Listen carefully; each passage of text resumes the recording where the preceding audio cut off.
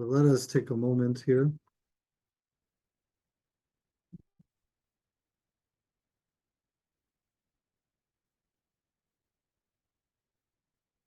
Let's center ourselves back to our minds. And as we were just speaking about Buddhahood, all of this is well and good, lots of good information. People talking Buddhism, everything about Buddhism is good. I like Buddhism. But how do we get there? How do we get there? You know, one thing that in the West, how we pursue things is different. We pursue things intellectually. We think, if I understand what Buddhahood is, I can attain it. Or if I understand all the teachings of Buddhism compiled in the 33,000 teachings, that means innumerable amount of teachings, I can become a Buddha. Then actually, as Kathy was saying, when you were listening, you said, I don't know if I can do that. Sounds very complicated. And then Kane said, I am just passively waiting until it happens. Whenever it hits me in the head, I'll realize it, hopefully. Huh? Hopefully. That's my nature, I guess. But actually, that nature is a suffering nature too. Very much. Because life is not meant to be passive. But also, it's not meant to be one of total engagement, because there are a lot of things you can't control through power, through self-power. Self-power is limited, understanding limited. But yet, the Buddha says within all of that lies some nature that we have. And we put the Buddhahood like up in the heavens, like all other religion, up in the heavens above the sky. And I said, you know, it's interesting in religion, as science develops, God or enlightenment gets farther and farther away, it seems, right? But at least maybe our ancestors, they could only see the clouds. So therefore, God or the creator is above the cloud. Not so high, at least I can see. Maybe if I went up on the mountain, I could hear better, right? Or maybe even see. So some people would go into the mountains. But then as we realize, nothing above the sky. Then we know about space. Space became obsessive. Oh, there is a space. So God must be in the space. Then we go to space. And then, oh, maybe another galaxy. Something else we cannot see, another world. Always seems unattainable. We do that to ourselves. How useful is that? Because always grasping is the same action or same behavior that you have that's grasping at things in life to make you happy. The same things that you grasp at concepts to give you comfort, right? You believe this and you believe that because it sounds good. Because in that moment, you are so afraid of not knowing that you grab onto anything. You believe anyone. Huh? You make up anything, right? Just to believe something. That is the character of suffering. So even in our grasping for what we think is good is maybe perpetuating suffering. Maybe in your passiveness, you are perpetuating your suffering. Maybe in someone's aggressiveness to get enlightenment, perpetuating suffering. Right? What do we do? So what's next? Okay. Well, that's you just pointed out two extremes. How do you get yourself towards going that direction and not be way too passive or way too aggressive? Well, what's your answer? How'd you get there? The actions. Action, though. Again, what leads action? Before you have action, what do you have? You have a realization. Most people follow emotion. You're talking very spiritually here, my friend. More simple. Most people have Yeah. emotion. Like go to the bathroom. I have to go to the bathroom. Not anything intellectual or spiritual. Just have to go to the restroom, right? I sense that. Or I feel upset. I have to do something immediately. Oh, I'm afraid. I have to run away, right? Those kinds of immediacy. that in the moment of immediacy, which if you look at your life, that's exactly what's happening moment to moment, that you're reacting with that same mindset. Now, those are some funny and situation, right? We can all relate to, but we don't yet link to see, that is that same mind that in the idea of waiting or the idea of aggressively pursuing, we don't get it. And then the other thing is, we sometimes seem totally resolved as Buddhists to accept such a state. Enlightenment is so far away. Buddha, he was so wonderful. He attained it. The Bodhisattvas are there in this world, the gods, the heavens, all of those are so wonderful, so nice.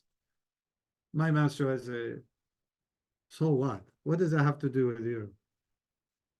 How about your present situation? Right?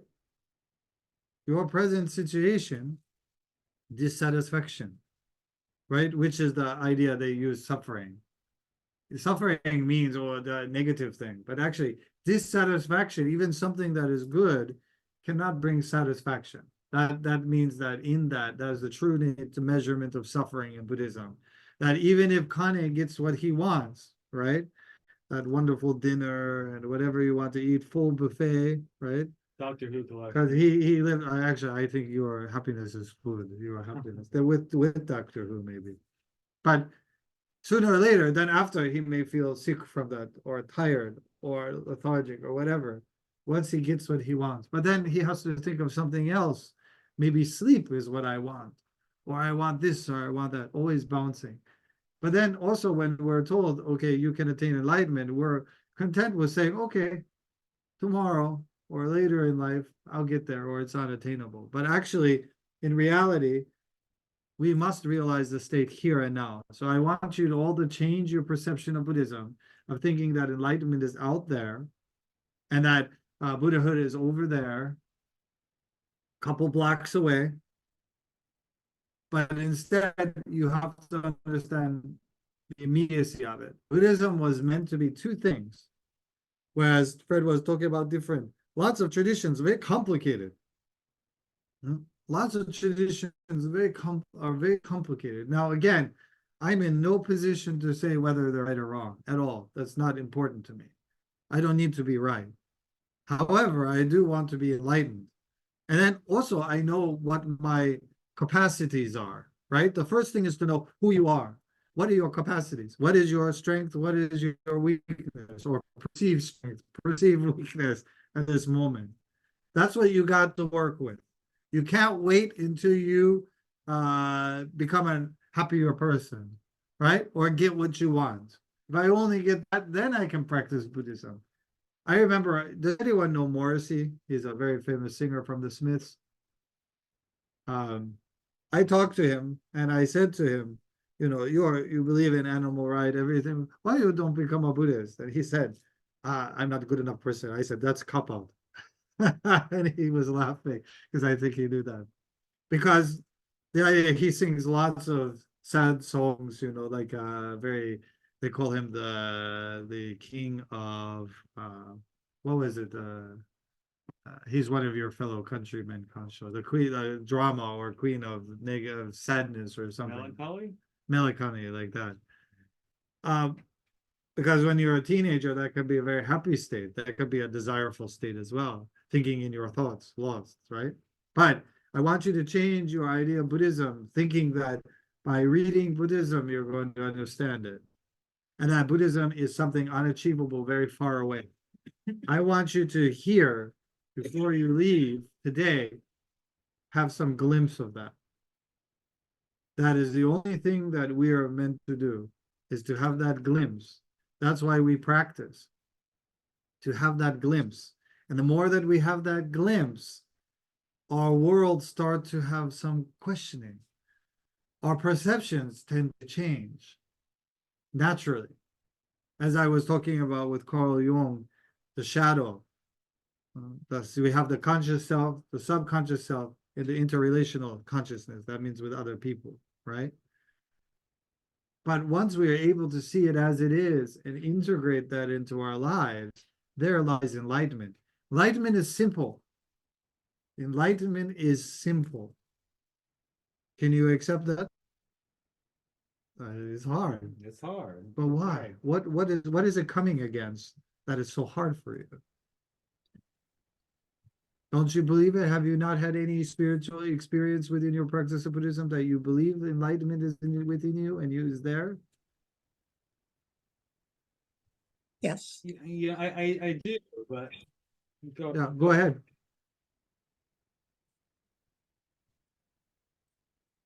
Kathy, you can go ahead and speak if you like. I've had experiences where, like, when I meditate, like for, let's say, a half hour, I get this feeling inside of me that is just, a feeling that I've never felt before. It's extreme, I don't know how to describe it, extreme peace and tranquility. It's just, there's no word that I can describe that feeling that is just, throughout my whole body, my whole being.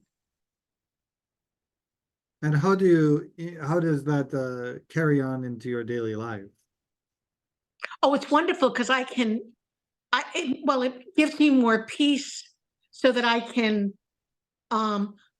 it gives me more peace to start my day, so that I can face, any challenges that I may have to face. And then when I do have a disturbance during my day, maybe with another person, or if something happens, I can go inside again and just have that peacefulness flow through me. So what if I said that was all that there is to Buddhism? Would that be enough? What is that Buddhism? If I said that was what Buddhism is, that is all that Buddhism is, what Oh, you that's just perfect. explained. Would Yeah, that that's perfect. would that be That's enough for wonderful. you? Yes, of course. Yes. See? That's my point. That we have such an experience, okay? That Buddhism is in the realm of, if we didn't have Buddha nature, we couldn't get it, right? You can't be something you're not. But yet, Right. when you come to that realization little by little, and also the idea is, if the basic problem of the Four Noble Truths is dissatisfaction, what he said was very important with dhyana, which means concentration, correct concentration, Mhm. we can be able to see things more properly. Isn't that a relief of suffering? I believe it is, because in my Yes. life, when Yes. even my body is involved and my mind is involved and they're all mixed up, there is the stillness that's there. Or, as you were saying, when we're practicing, there is a place you can return to, right? That is Yes. also why, as we're saying, why Buddhism is called the three treasures, why we take refuge. You have a place of refuge. Mhm. Because actually, if you look at yourself, where do you have to go? Right? Right. We're all looking, when we're all upset or something, we think, oh, if I go to Hawaii or somewhere else, I can relax and that will be my refuge. Well, actually, if you don't have a refuge within, Hawaii is not going to help you. It's just going to become a European or family vacation, right? Or Right. those Yeah. you know. Sorry, 80s reference, Um, so therefore, that is the practicality of Buddhism. Then everything, even the idea of God or other spirituality, I can understand easily, because being in that state, anywhere I go, in any being, whether they're suffering, doing what I want or not doing what I want, I see the Buddha, the potential. And then also that peace, that tranquility, the dhyana, Mhm. is transferable to others. Oh, It's transferable to others. So therefore, we think our practice is just for ourselves, but actually, it's transferable to others. So that's why when we look at the Buddha's face, as I was telling Kane, when I was telling Fred, it's interesting when we look at religious symbols, they give us some emotional response, right? Some people may yes. have a good memory or a bad memory, or what is that? I remember somebody had told me that, is in having the part of the family in Catholicism, whenever they'd see one of the people that talked to said they brought their niece from Japan and they had the cross, I don't know, they took them all down, I think now. But when I was a kid, they had it up with the kind of loincloth on, and she looked to her aunt and said, "Why is that man in his underwear hanging there?" Looking at that going, I thought great as a child saying that, why is that guy in his underwear Right. hanging there, And it's funny because she didn't know what to say. But, Yeah. when you see the Buddha, whether anyone is Buddhist or not, they have some, when we meet the Buddha, on a very natural level by looking at the Buddha's face. We meet him on a one-on-one level, not above, not below. We meet on a face-to-face level with ourselves. And that's why even I said every time I even went to people who were Baptist or really severe born-again Christian, they always wanted to show me their Buddha that was always put in their garden under a small tree. And they always said, my Buddha is a peace, unless some minister said that's witchcraft, and then they have to destroy everything. But in their nature, they realize, this is peace. When I see the Buddha, I feel peace. That's why when we practice, when we can demonstrate, and again, as we know scientifically, we learn not only on a cognitive level, we're learning on a molecular, is that molecular level with each other. Now we are communicating on many levels with each other. That's why the more intimate we are, even sometimes, as they were saying in some theories, exchanging even DNA with each other, right? In close proximity. It's amazing how much information we give to each other. That's why if we as Buddhism, we don't have to spread a religion. We don't have to spread theories or ideas. We simply demonstrate with our life, like the Buddha demonstrated in any capacity. And that's why it's all based in the dhyana. So as you were asking, Kathy, about the chanting the Daimoku Dabomyo Horenge Kyo, Yes. basis of that is a mantra. Mantra. Mantra, So yep. we're a mantra-based tradition. So therefore, as we talk about later, reading the sutra, we is a mantra. All of these are devices. So when we talk about reading the sutra soon, people think they're reading the sutra is for comprehension, but actually no. It's a meditative device that is communicating on a different level with your mind, causing you to enter dhyana. So what is dhyana? Well, does anyone have what is dhyana to you? It's really hard to put into words. Do you have to put it into words? I just asked you. It's like a state of focus, a state of alertness, a state of bliss, I guess it could be. So that's actually quite good. Abiding calm, but a focused abiding calm. Okay. In Patanjali's 8 Limbs of Yoga, it's very important because I talk through this. Buddhism is a yoga. But Oh, it's a yoga. Okay. it's a yoga practice. But actually, the word yoga, there are many different definitions. So in the Hindu style, Vedic style of yoga, they use the word yoke to bind oneself, to connect oneself to the nature. But actually, in the Patanjali Sutra, which has a very connection with Buddhism, means to break the fetter, to break removing the attachment, which means like whatever the fetter is, whatever the obstruction is, we're able to remove it, which is keeping us from this abiding calm, which is, of course, the goal of Buddhism is samadhi or absorption.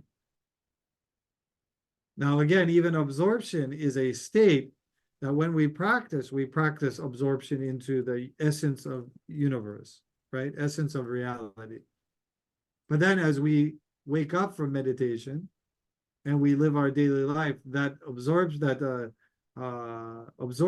that state of tranquility stays with us, just as Kathy explained.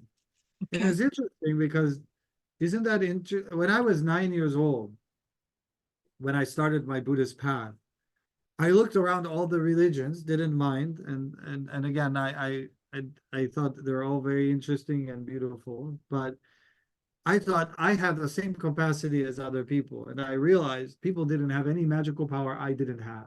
I don't know why I thought that way, but I knew that. So I knew it was up to me, and that I had the same chances as you and you and you to get an answer. I had the same opportunities. I knew that. So I said, I'm going to follow with what I understand, with what I know at this moment. Maybe I invent my own way, my own path. So I remember the first thing I did, I had to write about this for my chaplaincy. I went to the garage sale, like about two down the block, and I don't know why it came up. I didn't look specifically for something, but there was a soap statue, perhaps from the 30s, soap made of. And you know who it was? Kanon Bosatsu. That is a world voice perceiver from chapter 25 of the Lotus Sutra. Kanon Bosatsu, sometimes you know as Kuan Yin, right? As another manifestation. And I took that because of the face, because of the, even though it was soap, which was really strange. I don't know why, because eventually actually it melted. That was the problem. It was a really hard soap. It was an actually beautiful statue. And I put that down and I just sat there. I didn't call it meditation. And to be honest, back then, no one talked about meditation. I grew up in Niagara Wheatfield, where there was no meditation. Meditation was even a word that other traditions wouldn't use at the time because it was specifically Eastern, right? Same with compassion and that. So I didn't know what meditation was, but I just sat there and I thought sooner or later something will click. So the more I sat, something became interesting. And then sitting with this object, even though it's an inanimate object, inspired me. It's fascinating because that shows me, and this is where my faith belief comes from, that all of us have that same nature. The same as the person who identifies with the Buddha in their garden, or the kid who finds a statue made out of soap, right? A person who has just, all it is simply acknowledging we have the ability at any place, any time, and that in that enlightenment is available to us. Later, I was able to understand in more depth as I studied Buddhism. But that's why Buddhism came naturally to me. I didn't have to convince myself. Actually, I always thought I would love to be irritating, especially to religious people or people who thought that they knew something, by being what would they call intentionally disruptible or Yeah. disrupt. Yep. Well, of course, yeah. So if they say something intention, somebody had put a name to it that said actually they believe I'm a contrarian. Contrarian, that's right. So that means anyone who has the idea, my natural instinct of my character was to do opposite, to completely opposite of that, to say, no, I don't think so. And to even say what people would say, oh my goodness, how can you believe that? That was my happiness in a way. But actually, in challenging that, I had to accept and understand myself. So, as Kane said, the Buddha is a doctor, prescribing remedies to people based on their background, their grasp of the Dharma, and so on. Thus, these teachings might pertain to the more mundane matters for a layperson, or deeply philosophical teachings intended for bodhisattvas or senior monastics. Actually, I don't agree with that. Because actually the Dharma is the Dharma is the Dharma. And that it is applicable across all aspects of that. Whether you are the Buddha or you are in the deepest hell. So therefore, some schools of Buddhism think this teaching is for those people. This teaching is for those people. These are all expedients. But what does the Lotus Sutra teach us? That actually the essence of Buddhism belongs to all people. There are not two vehicles, not three vehicles, not four. There is only one vehicle. That is enough to carry whole humanity, all sentient beings to awakening in this moment now. The burning house teacher. The burning house. The same, I use the idea with the poison arrow. I like the poison, the burning house, but I like the poison arrow because if you really put yourself, imagine, does everyone know the parable of the poison arrow? The poison arrow shoots out of nowhere and shoots into your body. Imagine right now, at this very moment, I shot each of you with a poison arrow. Kind of just throw a spear, right? You got hit with that. And at the end of that is a poison piece. Oh, sorry. I had to hit the Kensho and Fred. All of you have a poison arrow sitting in you that the Kanjins are sat all night making the poison for, and it shot you. But actually, you don't know it's Kanjin.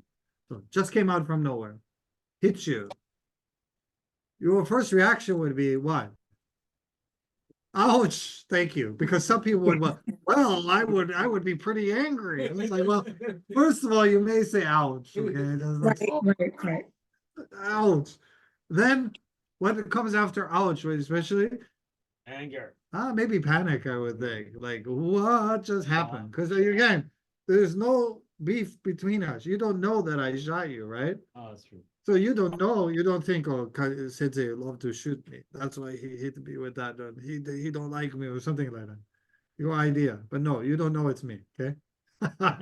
So you just get it. Then people think, what kind of, we start to go into rationalizing, right? I wonder who would do such a thing. I'm such a nice guy, right? Everyone likes me. My mother tells me it all the time, how wonderful I am.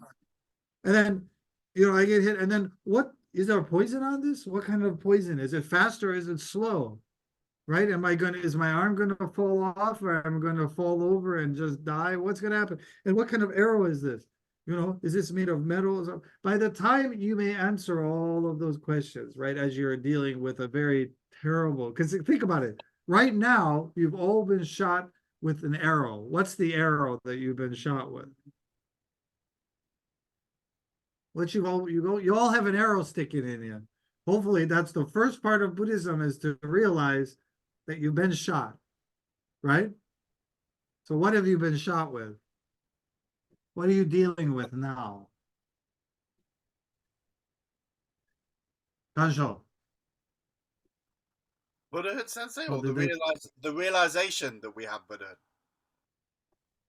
Well, what is the immediacy? Because realization, you can't think about the good things in life because you've been shot with an arrow. I'm going to die. We're going to die, exactly.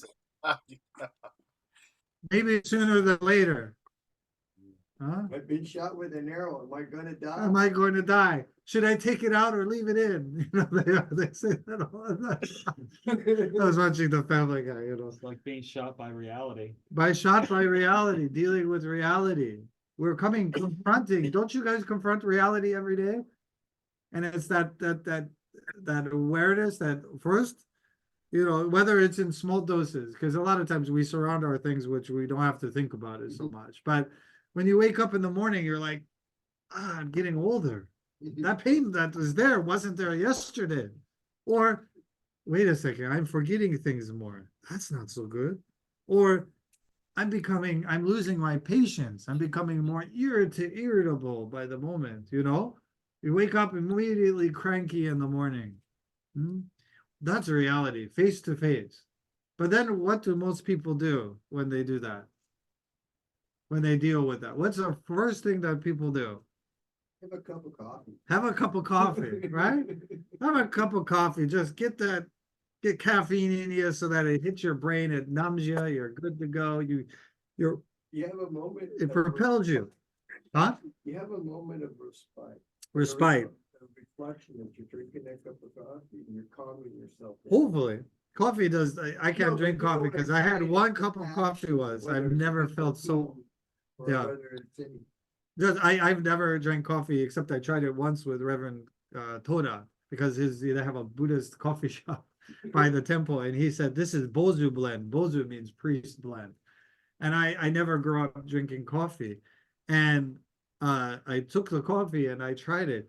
That was the worst feeling. It was like I felt all of my body was so, how do you say, spastic, that it wasn't control. And then my mind was like a pile of mush. And I was just like, I don't like this at all. That was the worst feeling I've ever had in my life, was having that. But the idea is that we start to grasp at things for momentary relief. Hey, Yeah, momentary aid, right? You said respite, right? Grabbing, right? Again, what have we forgot about? We've been shot with an arrow that we have no idea how long we have. And we haven't even asked any doctor, right? Because we were just like, I'm going to walk it off, right? That's usually why men don't live as long as women, because they do crazy things and then they're like, I'm not going to go to the doctor. I'm just going to walk it off. And they're like, sir, my father fell off the roof one time, and I know you've had similar falls there, Fred. So there are people who shouldn't be on the roof, but he had to do it. His shoulder was dislocated 2 weeks. A very terrible dislocation and torn shoulder. And yet he slept with that and sat with that, and that must have been awful. Finally, someone said, you need to go to the doctor. And they went, wow, have you taken any pain medication? No, I just took, I don't take aspirin or anything. My father didn't take any pain medication. So he's sitting there with this torn shoulder that's out of whack, Again, forget the poison arrow. We put it off to the side. But we as Buddhists understand the enormity, the importance of that we don't forget about that point. But we also don't feel fear. We don't run away from it. Because in meditation, suddenly it's interesting. With meditation, yes, the body is dying. The body is always dying, right? That's a fact of life. That's why Buddha said, we are born, part of the contract is, we grow old, we get sick, we pass away. But there's also another part of that contract, that within that experience is something beautiful, great treasure. And that's why being born as a human is so essential. That within that moment, within that, we see the treasure that there is a Buddhahood, enlightenment. So even though we still have the poison arrow, we can remove it because we've come down. We've seen what we need to do. We've gotten medical advice, right? Or someone else, like even the bodhisattvas, they can remove, help you, direct you to do it. Then start to heal. But we know eventually we're not becoming immortals. Eventually we may be struck by another arrow, or the poison within ourselves of being born in this world, we have to pass away. Mhm. However, that is not what rules and governs the day, right? So usually most people, as they say, live a life of quiet desperation. Some are louder than others. But quiet desperation, and what that means is that that's your own desperation by yourself. That when you try to talk to other people, they don't want to hear it. They don't want to acknowledge it. They don't even know such a thing exists. But that in the realization of practicing meditation, which after lunch, we're going to talk about concrete techniques of meditation, concrete practice, that is all we need to focus on. Philosophy and teaching, wonderful, wonderful. But again, you can't live off of that. Mhm. You can't live off of that. You can't live off of great spiritual discourses and stuff. You can't. This book, maybe you could eat it, but I don't know if it would provide you nutrition. The book, paper. I don't think we're meant to eat paper. But what is the teaching inside that we practically understand? We can bring enlightenment into our life immediately. That is all the Buddha's point was. What does it say in chapter 16, Kane, at the end of chapter 16? In the chapter 16. What is the Buddha's purpose or mind? Because I'm drawing a blank here. Since I am always thinking, I was what? How to awaken How to awaken all living beings. all living beings, whether they remember this or not. Yes, exactly. Remember, regardless of whether they're in the present moment or not. That's right. Exactly. Well, actually, good thing is, Kane, you don't have to remember the teachings to benefit by it. That's good. It's okay. So that's why he said that, but that's okay because you're human. Imagine that, kind of, you're human. Ah, yeah, You yes, finally accept that part a little bit? I Good. have to. He's a patient Know that. man. He's waiting for enlightenment whenever it comes. Maybe struck like lightning, baby. It happens that way. Yeah, sometimes it's we read all the stories about sometimes it's a smack on the head or walking into a lamppost or something. The lights change and oh, wait a second. Enlightenment can come at any moment in any form, so don't worry. We have to always remember, teacher, that under Vedic teaching, which almost everybody believed in at the time of the Buddha, eventually there is an end Right. to your life cycle. There, Yeah. eventually you will no longer be reborn. Eventually. When that is, no one knew. Yeah. And that's why the Buddha said, I have a path that'll shorten. See, that- What he's speaking of is that, again, resolving yourself, as he was talking about the caste system, and that's why the Yoga Sutra by Patanjali was made, because they had a problem. Whereas Vedism only works if you have a caste system. Yeah. Okay. But actually, and actually to be able, let's take that into another way of thinking. This world only works if we have a caste system. There is a caste system, just so you know. Whether we resolve to be in part of that caste system where we are helpless, or we resolve to be into the caste system where we are awakened, two different things. We have the choice. The choice is ours. But in the early teaching, as he's saying in Vedism, the idea was you don't know how many times you were reborn, but to be understanding where you are in the class that you are born and to fully accept that is all that there is. But Buddha comes along and goes, no, it doesn't matter whether you're born a Brahma or the lowliest untouchable. Doesn't matter. There's a Buddha there. And that actually, that's not controlled by any religion or any doctrine, but is attainable. Whether you live in the desert, you never hear of Buddhism, because isn't that interesting?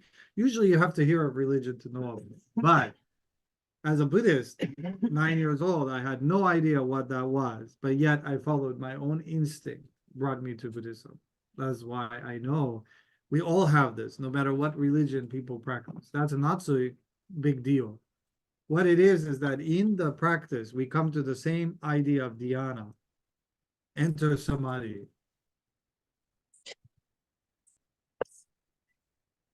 Does anyone have anything they'd like to share? That was kind of fun, Connie. Thank you. Part I thought most Hold on, interesting, Tom. teacher, Yeah, go ahead. is that, I practiced the Lotus Sutra, all Lotus Sutra, yes. but I have become an intimate with the understanding of the Four Noble Truths Mm. and the Eightfold Path. I've made an obvious realization I'm sure many people have made many times before me, but it took me a long time to realize it. But, what he's trying to tell us, the Eightfold Path is what we can control about ourselves. That's right. So he's saying that he came to terms to understanding what the Four Noble Truth and the Eightfold Path meant. And that when he used the word emphatically, when we come to accept that and realize that we can make that is within our ability to change, the ability to realize. And I even go beyond the word change, but I would say realize. Awakening. Come to terms with, awaken. That's why actually enlightenment, as people look at it, it seems as if Awakening ourselves. people are talking about that. What did somebody say? Enlightenment is not a object, right? It's actually, it would be a kind of verb, right? Like a action. Is that correct? But people make it into an object. That's why object you can put on the shelf or put far away. Mhm. But something we experience or awaken. That's why Buddha awakened to something. I think we all know what awakening means because we do it every day in this state of sleep. We awaken. We know what that means. Other things about spirituality, I don't know what that means, right? I don't know what deities are thinking about and all those kinds of things. I don't know. But I do know what awakening is as a human. Mm. And I think all the other beings in the world also know what awakening is. So therefore, that is, as you said, very attainable. But when we realize that it is within our grasp, that's one thing I wanted to clear up with people. Stop putting enlightenment far away, but put enlightenment in your daily life at this moment here. Not as something that's an object to be put on a shelf or in a fancy building, but in your daily life. That is the only purpose that the Buddha teaches. That's the end of chapter 60. Why we uphold Jigage in the sutra is that I am always thinking. This is the only thing that the Buddha's purpose is, how to quickly and efficiently allow people to, beings to attain enlightenment. That's it. Simple message, huh? No, how do you say, prerequisites. Buddha said, did in that statement, did he say, you must believe me? He said, you must worship me. You must do all of those things. No, how do you say, no prerequisites, no request, no, how do you say, no requirement, except to see, to acknowledge it. There's a state in acknowledging that. That's called bodhicitta.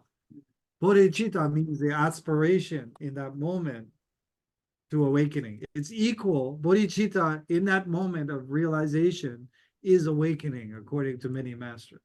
Simply accepting that is awakening. So you might be closer to enlightenment than you think. Does anyone have anything they'd like to share? Kathy, did you want to share something? No, thank you. How about the Myosho?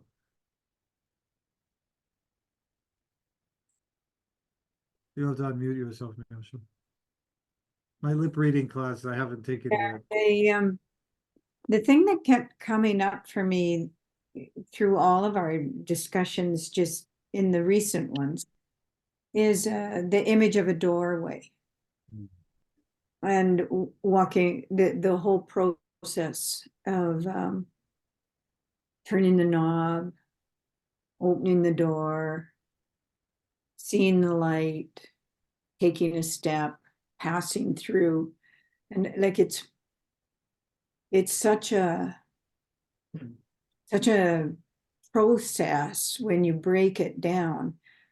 And there's so much more to it than just knowing that there's a door there.